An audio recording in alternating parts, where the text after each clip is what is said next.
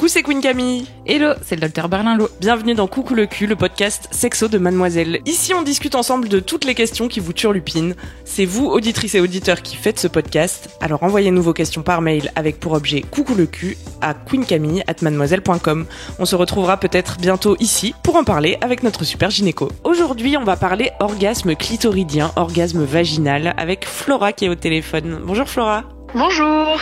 Tu as 18 ans Flora ? Exactement.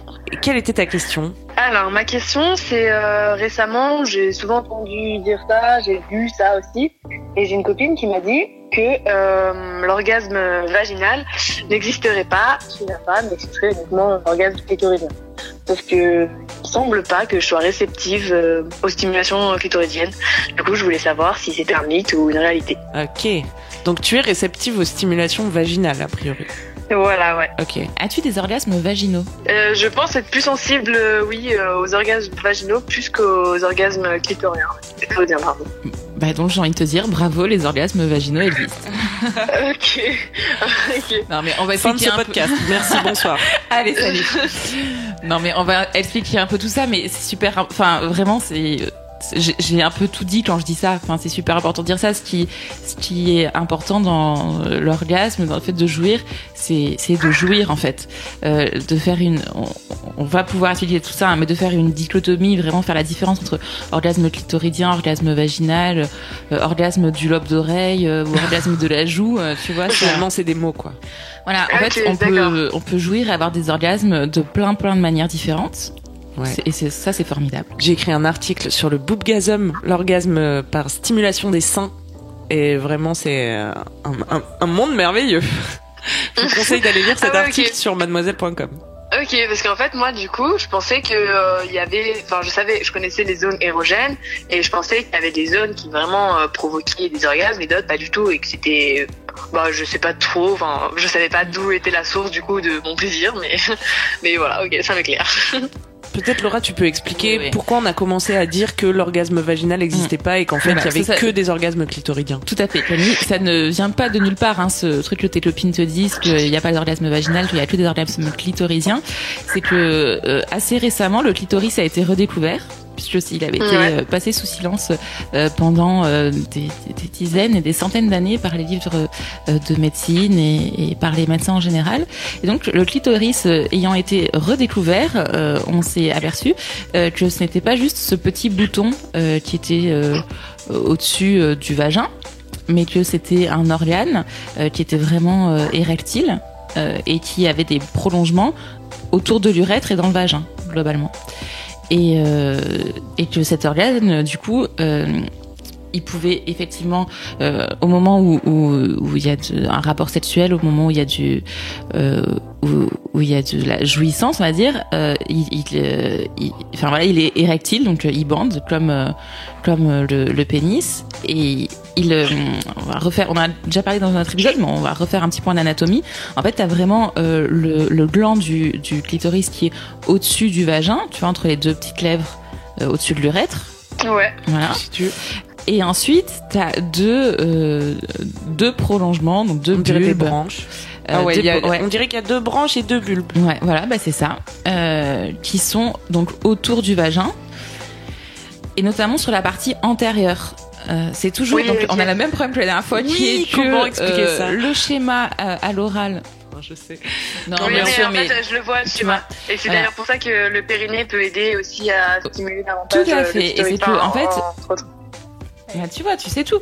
Et donc, du coup, quand il y a une pénétration vaginale, effectivement, quand tu stimules, en fait, sur l'avant la partie antérieure du vagin, donc la partie qui est vers l'avant, vers le pubis, tu stimules aussi l'ensemble du clitoris.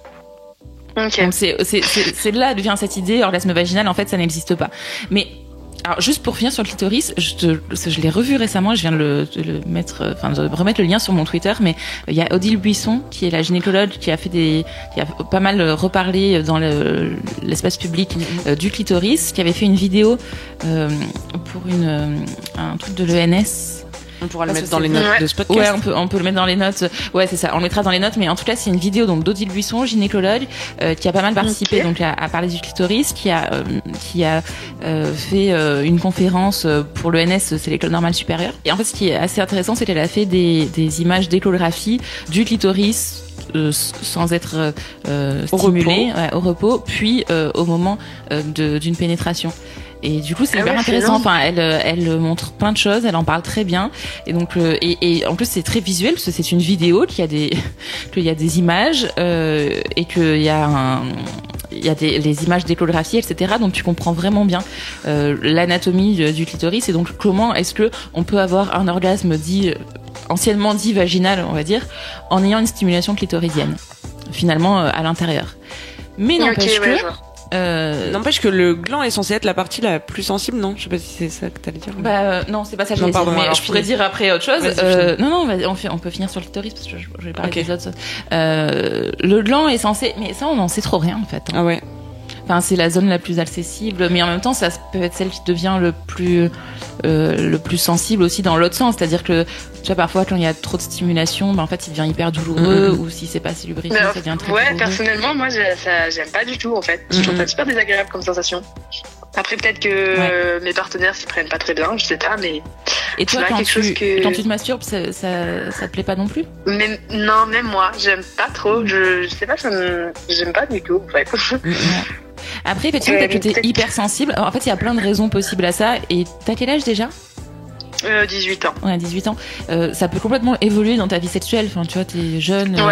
Ça peut complètement évoluer selon le partenaire, mais aussi toi-même, ta propre sensibilité. Et peut-être que pour l'instant, il est presque même trop sensible en fait. Et entre le plaisir et la douleur, parfois c'est un petit peu difficile. Et effectivement, quand un clitoris qui est, par exemple, si t'es pas assez lubrifié, ça peut faire vraiment mal directement. Ça peut être irritant. Ou une stimulation trop directe en fait aussi ça peut faire mal. Donc si pour l'instant c'est pas ça qui te fait jouir, ne jouis pas comme ça. Enfin je dis pour l'instant, ça sera peut-être jamais mais peut-être que oui un jour. Et si c'est pas ça qui te fait jouir, ne jouis pas avec ça, tu peux très bien l'expliquer à ton partenaire sans que ça pose aucun problème, je pense. Enfin, j'en suis sûre. Enfin, faut pas que ça pose de problème, en tout cas. Non, je pense pas de deux. Mais en fait, ce que je trouve super dommage, c'est que l'anatomie, enfin, surtout cette partie de l'anatomie féminine, est un peu, un tabou. Et enfin, récemment, j'ai 18 ans et je viens d'apprendre des choses que, en fait, ça coule de source, entre guillemets. Enfin, je sais qu'un garçon, c'est bien plus comment il est fait avant moi, en fait. Et, par exemple, les gonades, je savais pas que, en fait, le clitoris, c'était le résultat de la transformation des gonades quand on était fœtus. Enfin, c'était l'équivalent d'un pénis, mais chez une fille. Pour moi, c'est l'équivalent d'un pénis chez une fille, c'est le vagin, entre guillemets. Et je trouve ça assez dommage qu'en fait, on soit pas assez renseigné et que si ça vienne pas de nous-mêmes réellement et que pour avoir ces informations, je trouve qu'il faut beaucoup chercher, alors que chez les garçons, j'ai jamais vu un garçon devoir chercher sur YouTube des trucs comme ça, quoi. Enfin, Testicule. Il n'y a pas d'équivalent mademoiselle pour les hommes et je pense que il y a beaucoup de raisons pourquoi. Non mais t'as complètement raison, mais alors, moi je trouve que ça va quand même plutôt dans le mieux parce que moi personnellement quand j'avais 18 ans, ça va dans le mieux, mais... je n'avais aucune idée de ce qu'était le clitoris. Quand j'étais en première année de médecine, j'ai fait beaucoup d'anatomie, donc j'avais des cours d'anatomie du cerveau extrêmement détaillés. Mais alors l'anatomie du clitoris ou de la zone sexuelle féminine, absolument pas. Donc au final, c'est très vrai ce que tu dis. Mais il y a un vrai changement ces 5 dernières années, je dirais, autour de ça. Ça a commencé à être intégré dans les manuels d'anatomie, de médecine, dans les manuels au lycée, en biologie. Donc voilà, c'est vrai, t'as raison. C'est en train de changer. Il faut continuer à faire changer les choses. Après, il faut aussi, et ça, Odile Buisson dans sa conférence là, elle le dit très bien. Il faut aussi continuer la recherche sur le sexe féminin. En fait, il y a probablement plein de choses qu'on sait pas bien non plus. Oui, parce que c'est ça aussi, c'est que finalement la science. La science ne s'est pas intéressée à la vulve ni au vagin, globalement. Ouais. Étonnant. Comme si elle était faite par des hommes. Mais parce que on a fait l'anatomie, on a fait tout ce qui concerne l'ovulation, enfin tout ce cycle chez la femme en seconde et en première. Et au final, mon périnée, je sais pas ce que c'est. Enfin, mon périnée, je l'ai appris parce que je faisais du sport. Et récemment, j'ai vu des trucs dessus réellement pour savoir l'utilité de mon périnée. Le clitoris, pareil, j'ai appris ça il y a 1 ou 2 ans, quoi. Et je trouve que c'est c'est tard, quoi. Mais oui, après, mais c'est tard, mais ouais. T'as 18 ans, donc c'est parfait pour toi de le savoir à ce moment-là. Et donc continue à en parler autour de toi, n'hésite pas. Et juste, je vais rebondir sur ce que tu disais sur le périnée. Effectivement, le périnée, c'est très important. Et ça peut complètement. En fait, le périnée, il y a des contractions réflexes au moment des rapports sexuels, avec l'excitation, la pénétration. Il y a des contractions réflexes, mais aussi tu peux aussi contracter ton périnée de manière consciente.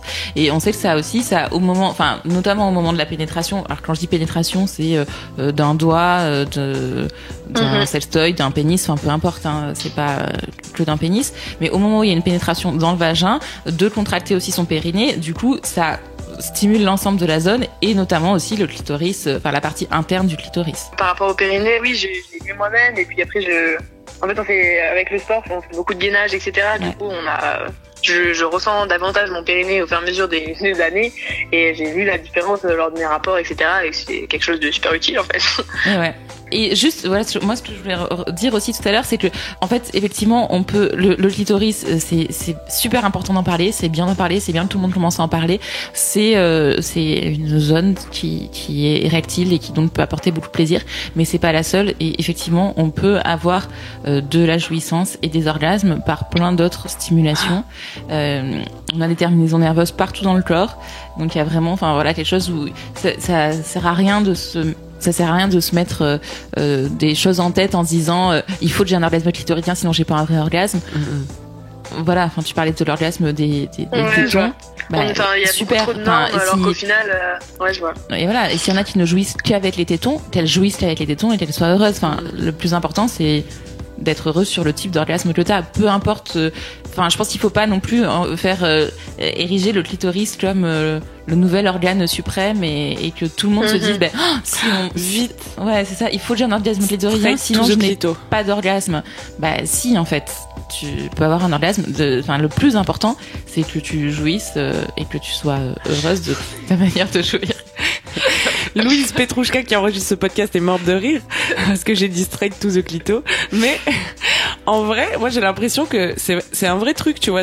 On se rend compte que notre représentation de la sexualité hétéro, en tout cas, elle était beaucoup trop bite-centrée et du coup il y a genre un renversement de la vapeur du côté du clito mais du coup il y a des filles qui s'en plaignent aussi en disant non mais il existe d'autres parties de mon corps, tu n'es pas obligé d'appuyer dessus comme un bouton magique. Mais c'est super intéressant concernant les tétons et tout, je pense pas du tout en fait.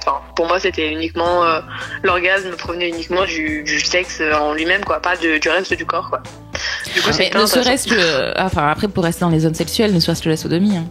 La sodomie, il y a pas de stimulation clitoridienne et il y a des femmes et des hommes qui jouissent par la énormément par la stimulation anale. Alors, et de manière différente en plus, parce que les hommes, il y a la stimulation prostatique qu'il n'y a pas chez la femme, parce que l'équivalent de la prostate c'est à côté de l'urètre. Donc c'est complexe en fait la jouissance. Il y a des facteurs biologiques, il y a des facteurs anatomiques, physiologiques, mais il y a aussi tout ce que tu mets comme vécu et comme un psychosocial dedans. Tu vois, quelque chose qui s'est très bien passé où tu as ressenti du plaisir, ça devient un peu après quand on te retouche une zone, tu vois, tu peux développer aussi des zones parce que ton imaginaire et la manière dont tu l'as développé avec quelqu'un, ça devient quelque chose de très important et te toucher cette zone, ça te procure beaucoup de plaisir qui peut aller jusqu'à la jouissance.